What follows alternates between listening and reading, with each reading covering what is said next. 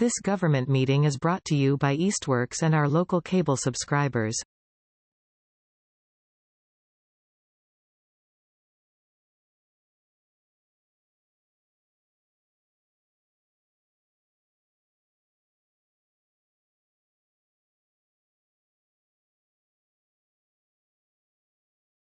Good evening. Today is Wednesday, January 28th, 2026. This is the Zoning Board of Appeals for the City of Easthampton.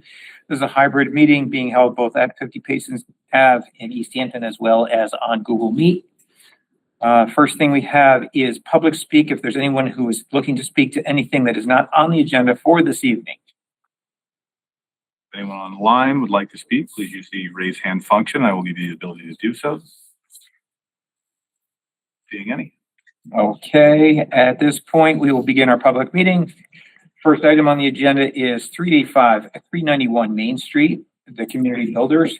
The applicant has submitted a revised plans for their comprehensive permit that was approved by the board on October 3rd, 2024, and seeks a determination from the board on whether the changes are insubstantial or if they necessitate a reopening of the public hearing.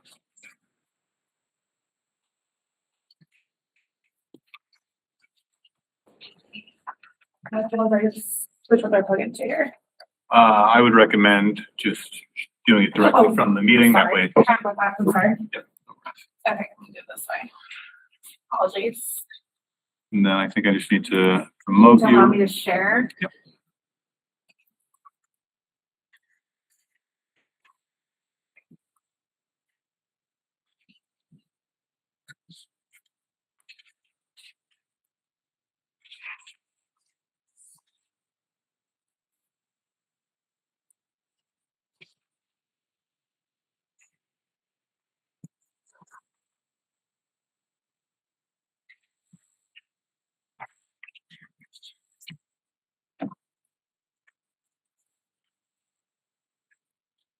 Great.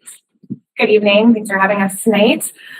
My name is Julia Scannell. I'm with the Community Builders. We're here tonight for our 385 Main Street project. As you said, a comprehensive permit was approved on October of 2024. After that, some abutters appealed the permit in land court, mainly due to stormwater concerns. So since that time, we've been working on restructuring and changing our plan to move forward.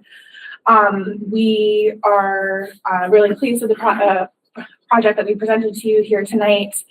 We're really committed to moving forward affordable housing in Easthampton and know that litigation can be time consuming for all parties. So with that in mind, have redesigned the site to a plan that we feel better suits the needs for all here. So this is our original plan here, if folks remember, 3 buildings across the site.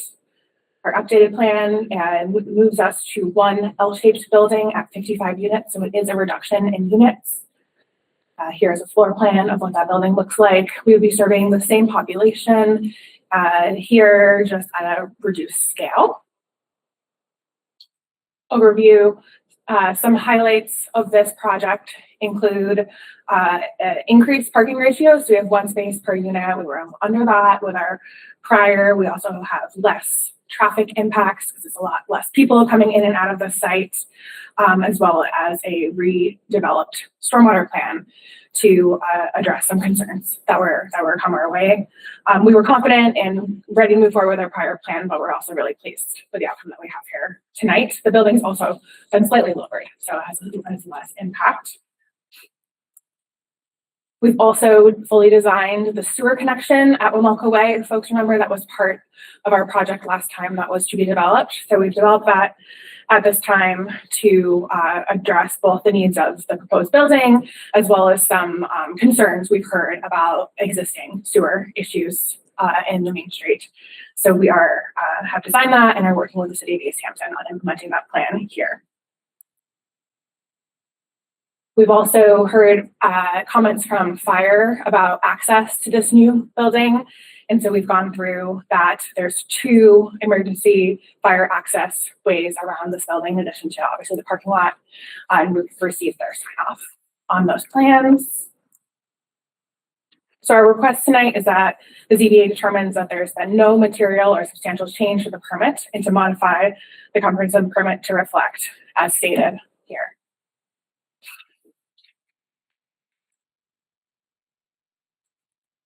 Okay. Great. Open up if there's questions. I wanted to keep it brief. Yeah. Apologies. Ask if there are board members that have any questions, please. Before there was conservation land as a part of it, is that still a part of it? And also I know part of the prior plan was like recreational access and parking for people to use the trails. Yeah, let me see, maybe this one, well, not exactly, but yes, absolutely, conservation is still a part of this. Our partner, Castle Land Trust, has been able to, in the time that we've been moving forward with the litigation and a redesign, has acquired the conservation land. So that's in restriction. The access is still planned and trails will be available on the on a Kestrel parcel and to trails to connect our residents on this site to that conservation land. So that's the vision for the site is still intact. Okay. Any other members of the board? Questions, concerns at this point? So, Sam, Max?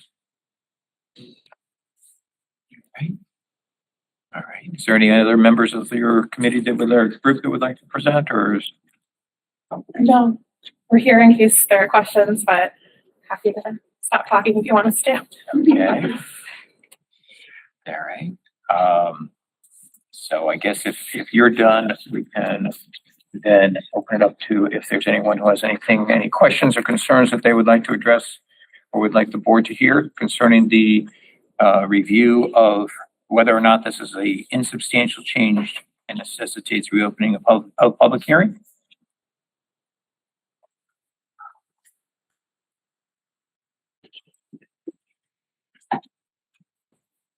Good evening, Kathy Wazinski, 22 Overlook Drive. So as I think many of us know, there were many problems with that proposal than just the stormwater plan.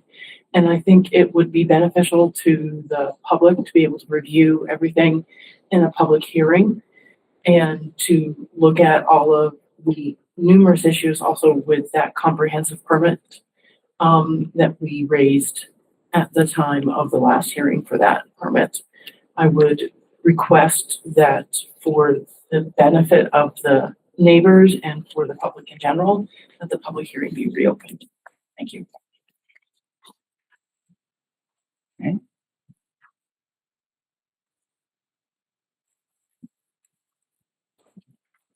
Hello, my name is Jean Powell-Wilson. I am at 377 Main Street, and I would just like to request a new public hearing regarding the 385 Main Street because there are many changes and it would be good for the public to review it. Thank you very much.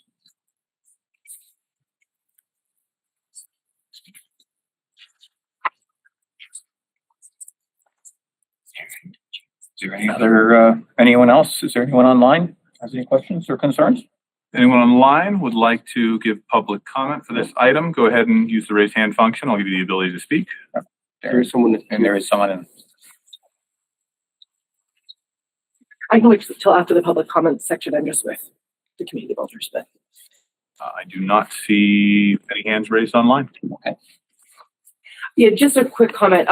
As I know, Dylan in planning had prepped you all. The operative question here is not whether somebody might like a public hearing to be reopened, is whether the changes to the permit are substantial, which is pretty clearly defined in the statute and the regulations.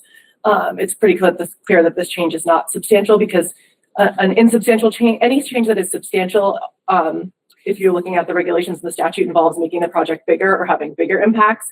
Here, TCB has worked with Conservation Commission and civil engineers and architects to make the project impacts less. So it's clearly an insubstantial change under the meaning of the state statute and regulations. Thank you. I'm sorry, I don't believe you stated your name. Oh, sorry, Kristen Gagalis. I'm with Anderson Krieger and the community builders. Thank you. Thank you. Right. Is there any other people from the community that would have anything to say? Any last looks online before we close the public hearing? Nothing, no hands online. All right, at this point, we'll close the public hearing and discuss. If you'd like, I'm sorry, if you'd like, Mr. Chair, I can just read what the state regulation is for that criteria of substantial or insubstantial. I believe you've all reviewed it, but public would like to hear it as well. Give me just a moment. I'm trying to pull that up. It is 760 CMR 56.4.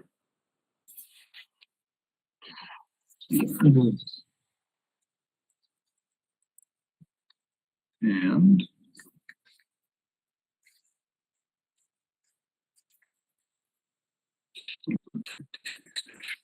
finding determination. Actually, give me a moment to pull this up. I thought I had it, so come back to me. Just a moment here. All right. So the question is whether there is board on whether the changes are insubstantial or they necessitate the reopening of a public hearing.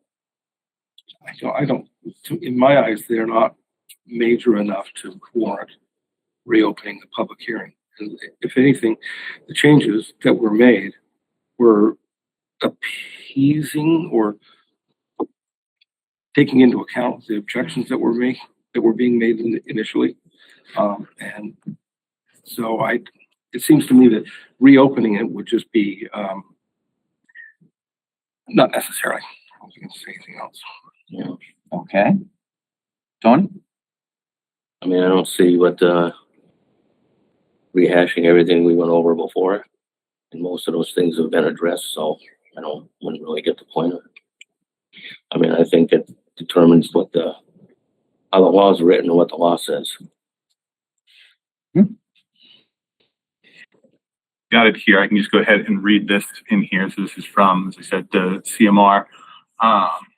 So substantial changes to projects in here gives a list. The following matters generally will not be substantial changes, and that's one, a reduction in the number of housing units proposed, a decrease of less than 10% in floor area of individual units, a change in the number of bedrooms within individual units. Such changes do not alter the overall bedroom count of proposed housing by more than 10%.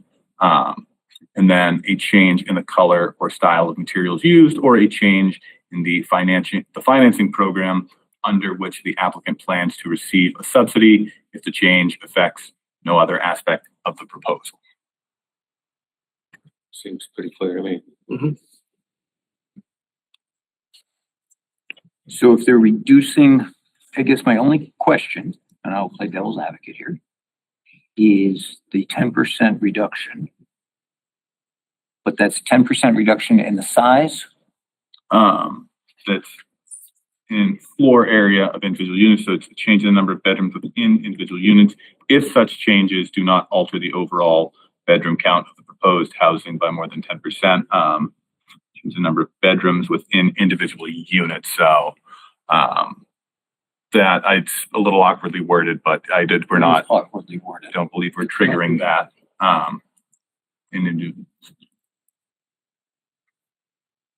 Yeah, because you can reduce the total number of units. I think it's not reducing units, you're reducing bedrooms, keeping units, and reducing bedrooms by some percentage. I think we kept all three buildings and we're reducing bedrooms, but not units. That's where we'd be running into that problem being substantial. Okay. I think it's also helpful to read what generally would be substantial, the other set of examples. Could you read those for us too? Absolutely. The following matters generally will be substantial changes. An increase of more than 10% in the height of the buildings, an increase of more than 10% in the number of housing units proposed, a reduction in size of the site of more than 10% in excess of any decrease in the number of housing units proposed. Is that a sentence that makes sense? That's a reduction in the size of the site of more than 10%. Yeah. That looks like a typo. It's I love Mass CMR, but I'm not sure what that is. Keep going. Sorry to interrupt. a change in building type, so going from garden, apartments, townhouses, high rises, or a change from one form of housing tenure to another. Well, I feel pretty comfortable that what the changes that are proposed are not along the nature of what those are in terms of substantiality. Yeah. So, One further question.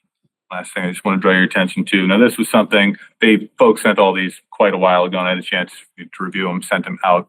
I don't know if you folks saw this. I missed this because it was just at the end of the document, and it's a procedural question, I guess, for you, Mr. Chair. How do you want to handle it? My understanding is that we are simply voting to accept whether this change is insubstantial or not, and not modifying the special or the comprehensive permit itself. No, this is just whether or not there is substantial change to the project that meets the state statute on whether or not we need to reopen the public hearing. So just worth noting, because we did receive, it was a red line version of the comprehensive permit. So I think it might be worth, if we want to talk about that. Yeah, I'm happy to clarify. You're correct, Mr. Chair, that the question is whether the change is insubstantial. We attach the red line permit because what the regs are not clear on is whether that then requires or allows amending of the permit. We were doing it just in order to be very upfront and clear about what the exact changes to the project were. So if the board would prefer to accept those changes, the permit as amended, I believe that's within the scope of your purview.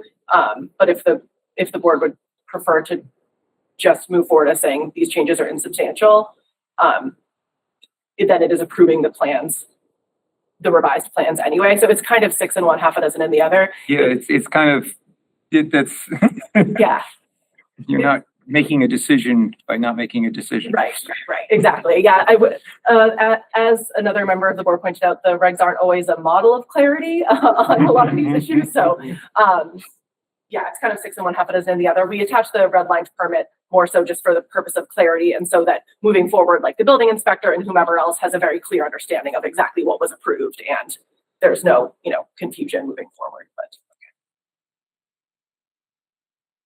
All right. Anything else that anyone would like to add? We'll call the hearing. All right. Would anyone like to make a motion?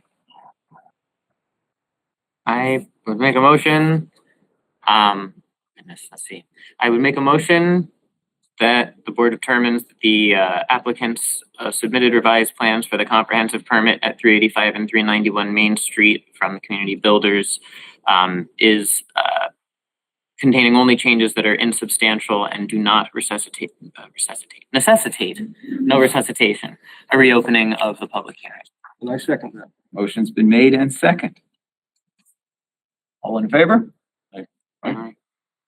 Unanimous? All right, so then the question is since there's no need to reopen the public hearing, what is the next step for the applicant?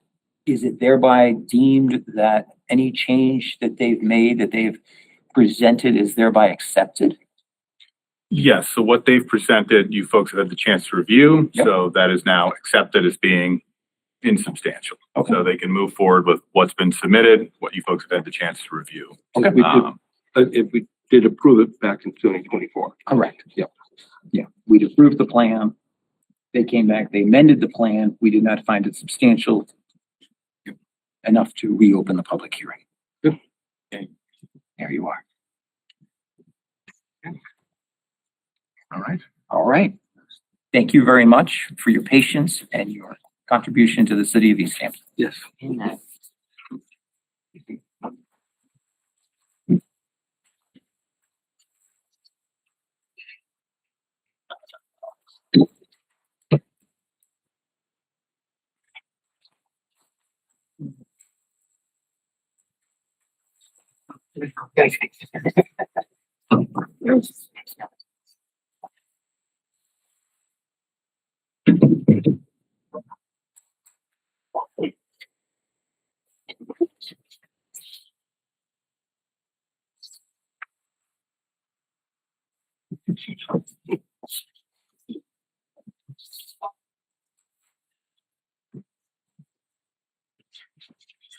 All right, at this point, we'll open another public hearing. David Garska seeking a special permit pursuant of table 5-1, 12.7, and 11.3 612 of the Easthampton zoning ordinance. The applicant is seeking approval to convert a single-family dwelling into a two-family home. The property is located in the R35 zoning district at 38 West Street, map 138, lot 3.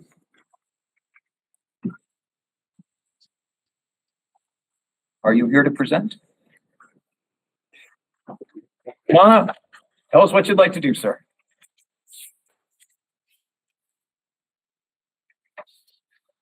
Yep, David Garska from 528 East Street, a local contractor. Matter of fact, back in the 60s, 2 houses over, my dad and my brother and I built a ranch house. And I remember there was farmland behind there. And this is an old farmhouse, colonial looking. The gable faces the house. It's the Gallo family that's lived there. The son came over and said since the 30s. And the upstairs had a full kitchen and bedrooms upstairs. So they're essentially have been using it as a two-family for maybe 100 years. My wife's maybe got a picture on her phone. The son came over and showed us a picture from 1929, and there's a rear egress. It's a covered egress, and that egress is there from 1929. So they kept it. The last he said, I think it was the aunt that lived upstairs. So I think it's probably been family members that have kind of divided up. But essentially, what I've talked to the building inspector and the fire department. The house wouldn't change with another entrance. There's a front entrance way with a staircase going up to the second floor and a hallway. That hallway, the doorways on the first floor would be just studded off and be walls. And that would be your access up to the second floor, and you'd have that secondary egress in what was the kitchen. There'll probably be a bedroom now. There'll just be one bedroom upstairs. And downstairs, there's a porch on the side, and they've used that as their main entrance. That would be the main entrance for the first floor, and there's two exits off of that first floor. So essentially, from the outside, nothing really much is going to change. We're going to upgrade. The porches are in bad shape. The house has got very nice aluminum siding on it, but it's hasn't been lived in about 8 years. So inside it was it's gutted out, and it'll be all got knob and tube wiring there, so that's all got to go, and new plumbing. But it was built about 1850, and the joist, Ron Warren, the building inspector, did his camera work for the soil pipe, and it looks very good. It's all clay pipe, except for a little bit of cast iron going out.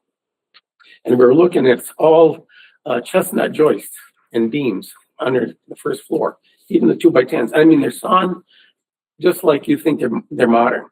And I was thinking about it. I'm sure from history, if you guys would know, there must have been a mill on the Manhan, probably where the dam is. And so the mill was right there, probably within a half a mile. Yep. Right there. And so everything sawn is just sawn perfect. We have a few other houses that are from the 1700s, and they're just cut off the log, and that's used as a joist. But these are all sawn beautifully. So the house is extremely well built. They even put a floor all the way across up in the attic. Now it's 1850. We've got a house in Southampton that might have been part of the Underground Railroad. This possibly could have been too, because even into the crawl spaces, it's all full floor in there, and there's just one small window upstairs, and there's just a small little attic staircase to go into it. So we're bringing it back. I had to bid quite a bit for that house, but we told the homeowners they're very proud of that house, and it was very well built, and we're going to bring it back.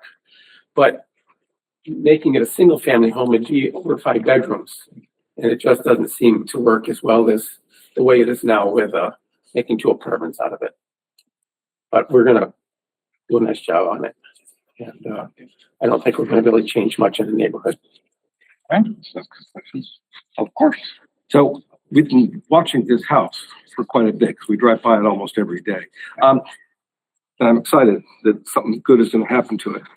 Are any It doesn't look as though more walls or additions or anything are being built. You're just keeping the original bones and the shell and doing all the stuff on the inside. Correct, yeah.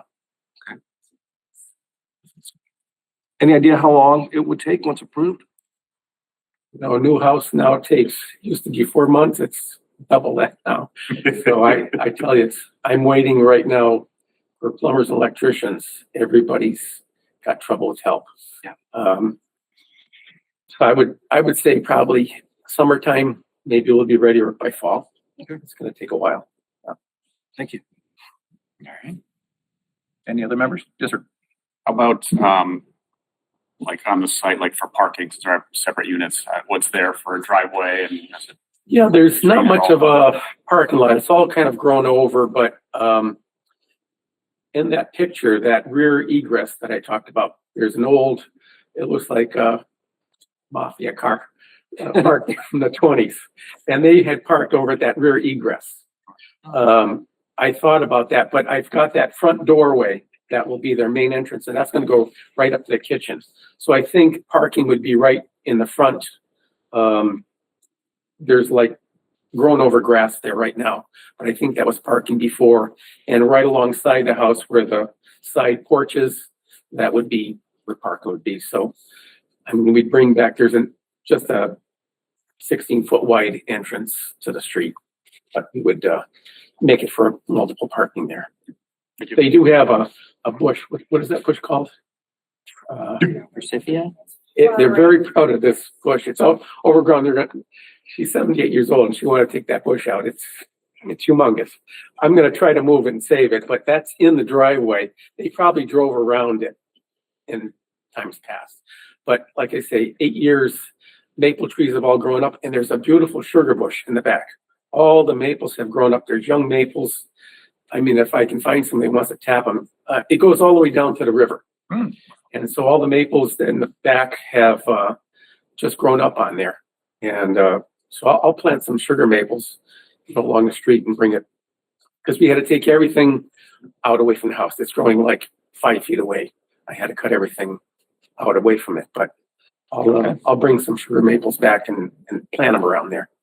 So basically, it's a very simple, you're not changing the footprint of the house. You're not doing anything like that. It's zoned appropriately. The big thing is whether it can become a two-family, which sounds historically it was. 2 electric bills. 2 electric There bills. always was 2, yeah. Oh, okay. Interesting. There's 2 meters there, but 2 meters with, I changed them into our name. And can I also say one more thing? There's 4 2-families on West Street and 1 3-family. Okay. And you just bought it recently this year? December, it was, yeah, it was December, yeah. All right. Anything else for the applicant? All right. Is there anyone here in the public who has anything they'd like to ask for the board? All right. Any other further questions? Online? Anyone online? I do not believe so. We have one person online, but I don't think he's got public comment for his time. Do you have Okay. anything? Okay. All right. And it looks like there's documentation from Deputy Constantine concerning Captain Constantine. It smokes. You concerning the fire protection and everything like that. And that's what we know there. Was there anyone, I guess at this point, we will close the public hearing. You can sit down if you'd like. All right. And discussion among the board, questions, concerns, thoughts? Very good to me. All right. Is there anyone who would like to make a motion? I make a motion that we approve the special permit pursuant to table 5.1, 12.7 and 11.12 of the zoning ordinance to convert the single-family dwelling at 38 West Street, map 138, into a 2-family home. Second. Motion made in second. All in favor? Aye. Unanimous. Good. Okay, it will take us a few days to get this written up. Bill will write it all up. At that point, it'll be sent to town hall, or city clerk. They'll stamp it. And then there's a 20-day appeal period. at which point then you will be notified and you can go to the Hampshire County Registry of Deeds and post your approved request. All right. All right, thank you much. I appreciate it. Thank you. All right. Moving on to administrative business. It's that time of year, ladies and gentlemen. Yeah. Yeah. Are you wanting a change? Different. Truly am. Okay. I wouldn't mind being your sidekick if it's open. Thank you. Thank you. Me too. I don't know. I'll find out later. Okay. Anybody? Bueller? Bueller? Bueller?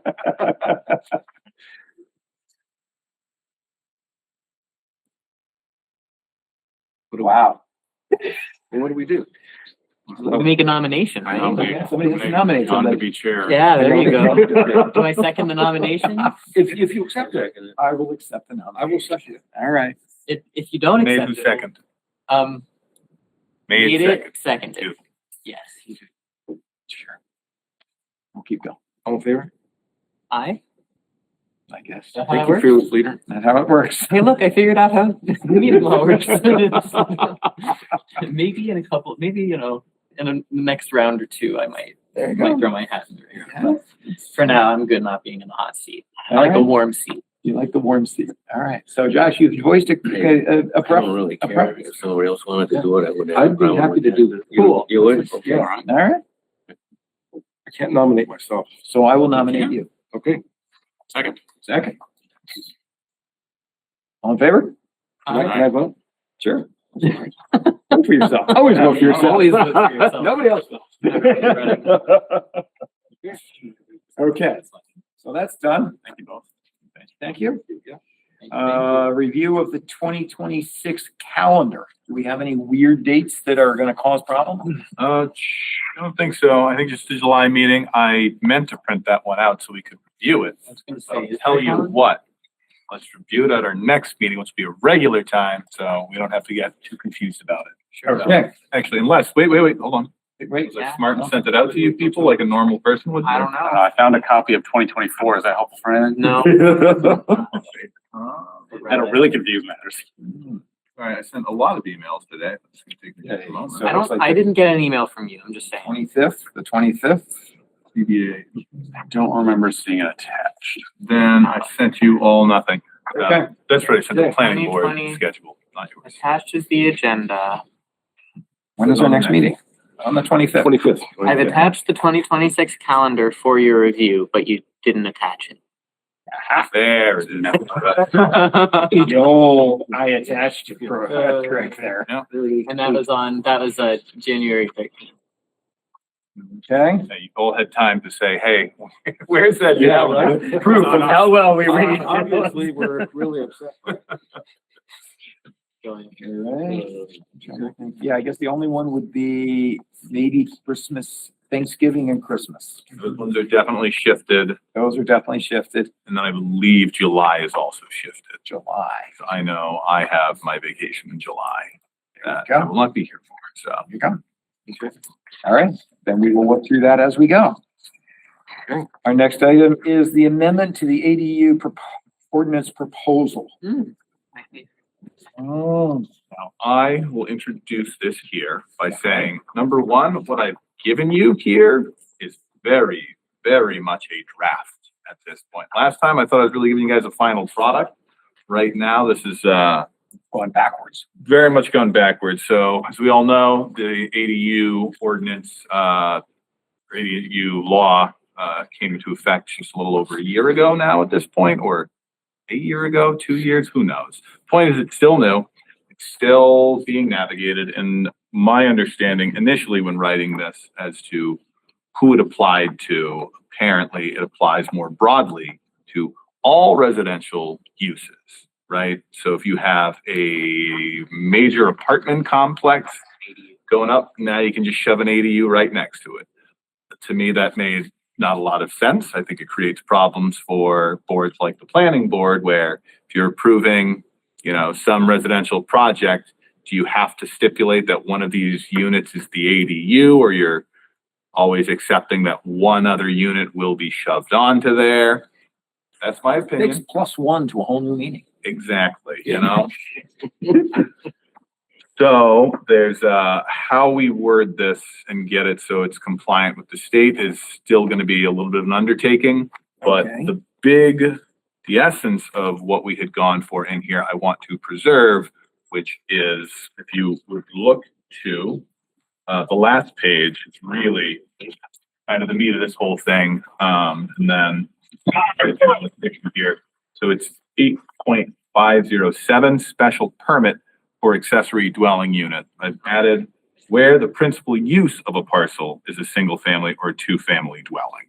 So this means that no major, multi-unit type of property, commercial property, mixed use property could come here and ask for that, that special permit, because then you're opening yourselves up to folks who can say, hey, we want this waiver. Also, we will definitely be appealing a denial. Don't want to set yourselves up for that one.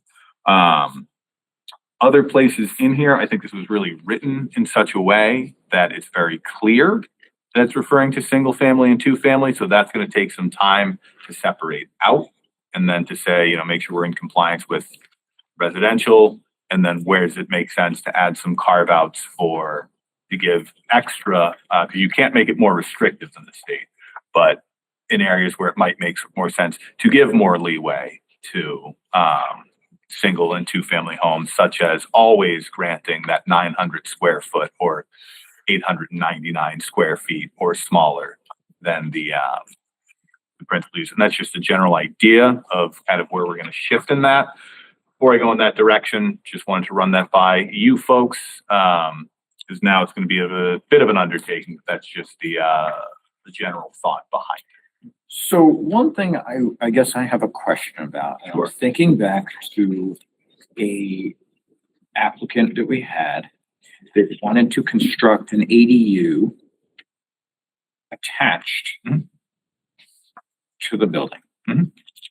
Or is there any regulation either in the state or in this document that thereby stipulates that if it's attached, it's then deemed an addition and should fall under the setback requirements of the main structure as opposed to an ADU, which is not attached?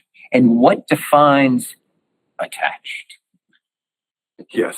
So what defines attached is you essentially I forget the exact building commissioner term for it, but it would have to be, that same kind of temperature controlled, you're walking in, living space area, so you couldn't just do like an awning connecting buildings where you're going. Like a breezeway. Breezeway wouldn't count. So it would not be attached if it was a breezeway. Breezeless way. Breezeless way, exactly. Separate entrance from the outside to go in. What's that? Separate entrance from the outside to go in. You mean for the ADU or? Yeah. If it was Yeah, attached. for the ADU, but I for the think ADU to be considered attached. Yeah, referring to, I did inspection there, and it's simply an addition. I knew it was. Yeah. Yep, it's You walk right from the main house right into it. and right now, that is not an ADU. That's an addition. That's an addition. It's an addition, that's what I'm saying. Where if it was, okay, the main house and here's your ADU, but you have a porch that connects them, Mm-hmm. that's an ADU. Okay. I've seen that. And What if it's a screened-in porch? It's still Still an not ADU. considered conditioned space. Yeah. That's the code name. Which HVAC? Yeah. Okay. So it's conditioned space connection. to answer your original question, that when you're referring to, it was 73 Mount Tom, where the issue was, and this would still exist in that case as well, because that was pre-existing non-conforming.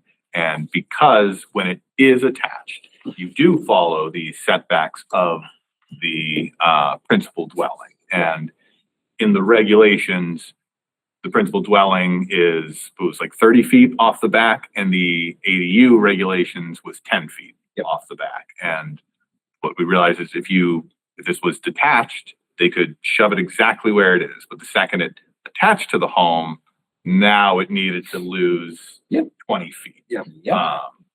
That won't change. That's still in there. That was kind of a quirk of just pre-existing non-conforming, and try as we might, we will never be able to iron all of those out, because show me the house, show me the lot, and we'll see what we're dealing with. Well, and there again, as long as you are not creating an additional, an additional nonconformity, or, exasperating the existing nonconformity. Mhm. No different than you can put an addition on a pre-existing non-conforming house, as long as you don't increase the nonconformity. Although in this case, in a kind of strict understanding, you could increase the nonconformity if you wanted to. Again, like in that case, that was an increase of the nonconforming nature of the principal dwelling, but 8.5 did give this board the authority to do that through special permit. And I think the reasoning used was, as soon as you detach it, it's perfectly fine. It can sit exactly where it is. Nothing needs to change, and it's conforming. But the second it attaches, it becomes non-conforming. But that non-conformity can then be waived so long as it's an ADU. So that was really one of the, I think one of the more interesting elements of the bureaucracy we deal with here, of how we got there. But these changes wouldn't alleviate that. And That's like, not on the table.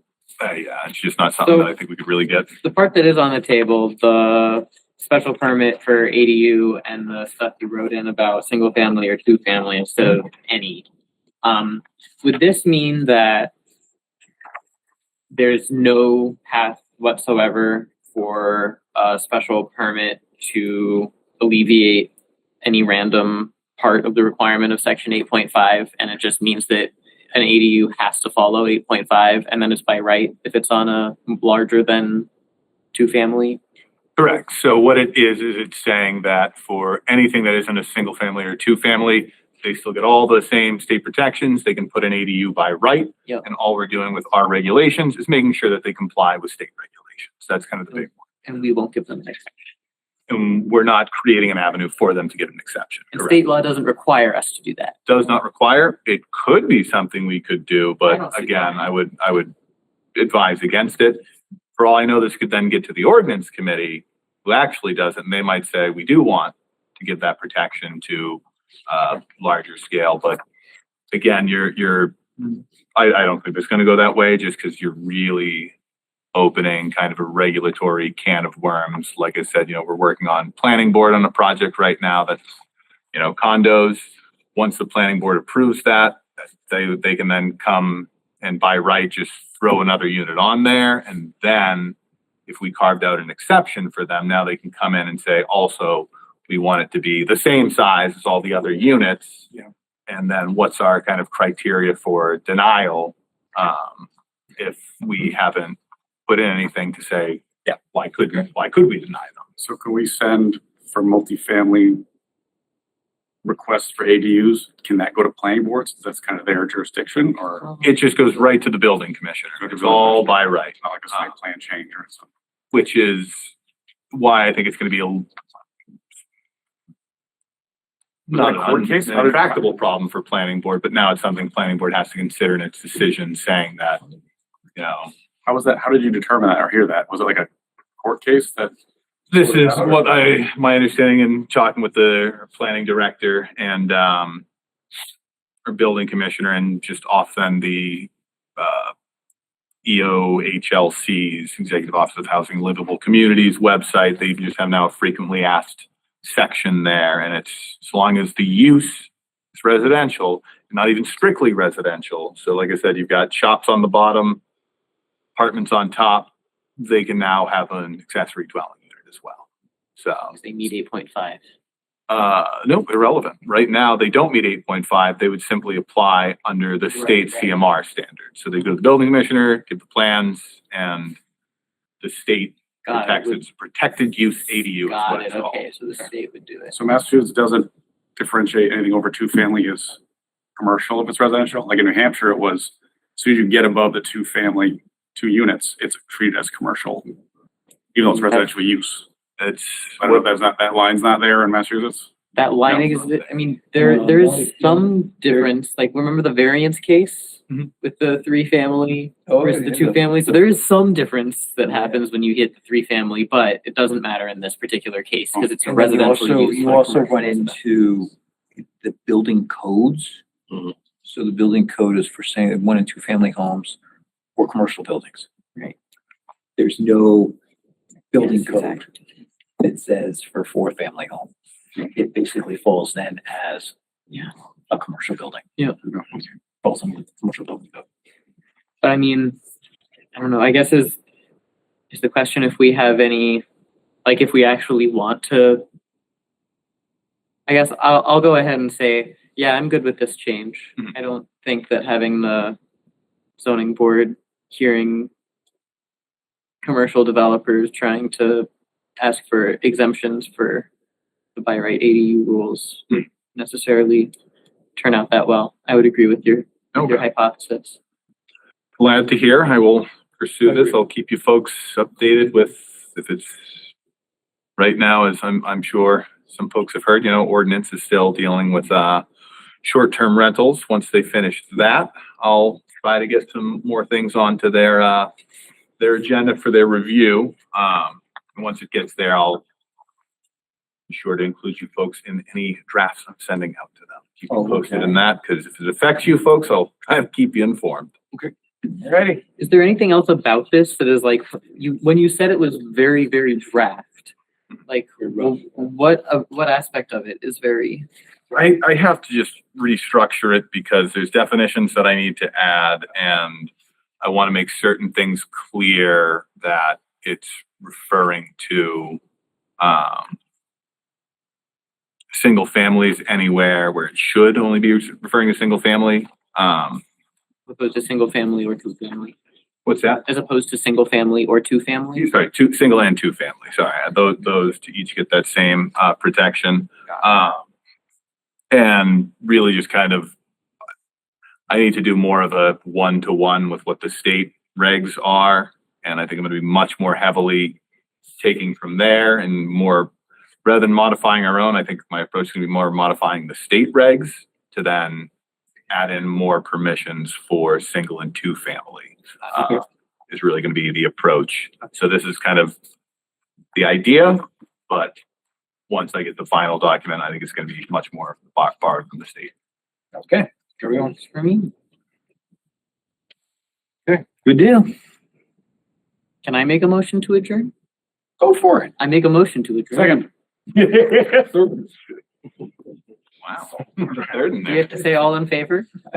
Aye. Aye. Anybody object? If I No, I don't wanna no go one home yet. objected. This government meeting is brought to you by Eastworks and our local cable subscribers.